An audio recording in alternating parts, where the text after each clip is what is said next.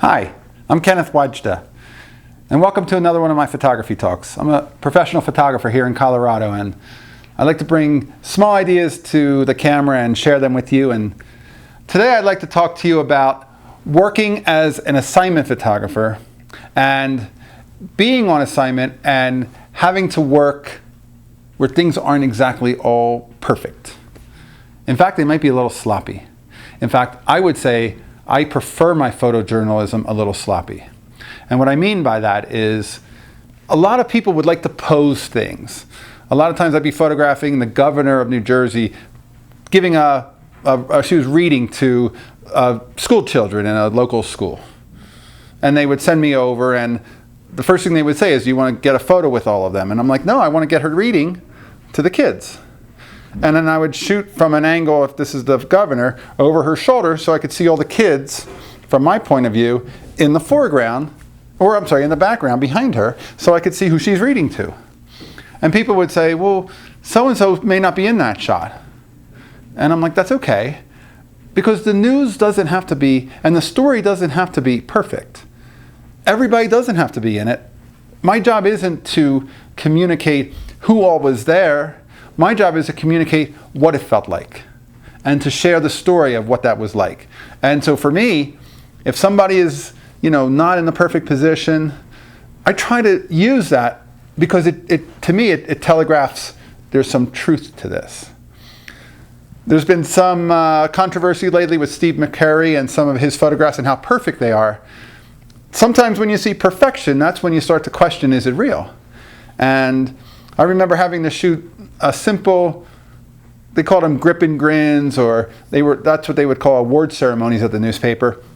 If you were photographing somebody, they'd be gripping their award and shaking hands. But we also did things like ribbon cuttings or breaking the ground of a new building with shovels, with these silver plated shovels, and all these dignitaries in suits lined up with their shovels. And the classic shot is everybody's got their shovel in the ground, they're all looking at the camera, and you shoot. And we did. But as soon as we were all finished, they would start shaking each other's hands, they would let their guard down, they thought we weren't shooting anymore, and that's when I would be shooting. Because I want to get something that's not completely posed. They expect to get this shot, so let's get it, but then let's move on. And then the second that they think that the photo op is over, they do something that is genuine. And that was what I typically would go for, because I'm not looking to have everybody perfectly lined up. Anything that's posed for me is kind of one of the things I'm looking to avoid. And I might have to shoot that because of the expectations, but that doesn't mean you can't keep shooting once that part is over. And for me, a lot of times that's where the real genuine smiles or the genuine congratulations and the truth was. So I like my truth a little bit sloppy. I think that if things look too perfect, maybe they are. Maybe that's why there's some pushback from photographers who are photoshopping to make everything perfectly clean. But I often would say, I don't need it all perfect. I'd rather it be real than perfect. And there are a lot of photographers who set things up. I've seen photographing presidents, somebody picking up a baby and saying, hey, here's my baby, and the president giving it a squeeze and giving it a kiss, putting it down, and the photographer's over here saying, hey, do it over here for us. And he does it again, and he takes a photo, he makes a photo for them facing the other way. That didn't really exist. It only existed because somebody recreated it. And I'm not a big fan of that. I think we should be documenting what happens. If you miss it, you miss it.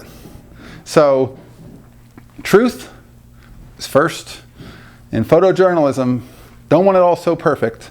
I want it to be real. And real might be sloppy, but at least I can count on it for being not manipulated in post-production. All right, that's today's talk. Thanks for watching. I'd be curious to hear what you think in the comments below, and I'll bring you another one soon. Thanks.